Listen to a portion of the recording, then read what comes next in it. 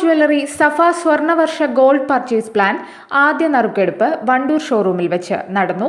നറുക്കെടുപ്പ് കർമ്മം പോരൂർ ഗ്രാമപഞ്ചായത്ത് വൈസ് പ്രസിഡന്റ് ടി.പി. സക്കീന നിർവഹിച്ചു.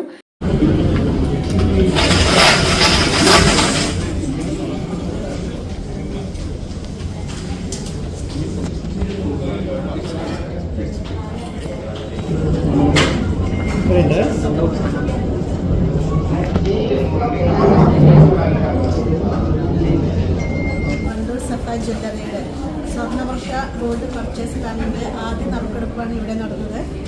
നമുക്കറിയാം, സഫ ജ്വല്ലറി സ്വർണ്ണ വ്യാപാര രംഗത്ത് വർഷങ്ങളുടെ പാരമ്പര്യമുള്ള ഒരു സ്ഥാപനമാണ്.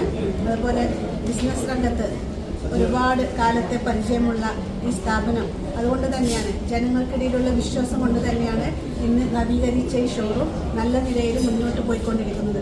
സാധാരണക്കാരെ സംബന്ധിച്ച് ഇത്തരം പദ്ധതികളൊക്കെ ഒരുപാട് ആശ്വാസകരമാണ്.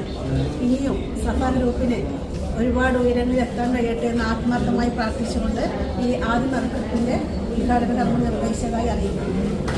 രാജലക്ഷ്മി തത്വമസി തിരുവാലി നറുക്കെടുപ്പിലെ വിജയിയായി. നറുക്കെടുപ്പിലെ വിജയിക്ക് 2000 രൂപയ്ക്ക് 24,000 രൂപയുടെ ആഭരണങ്ങളാണ് ലഭിക്കുക. ചടങ്ങിൽ public relation manager Yasar V P, showroom manager Husankutty Pottur, Premkumar തുടങ്ങി മറ്റു സ്റ്റാഫ് അംഗങ്ങളും പങ്കെടുത്തു.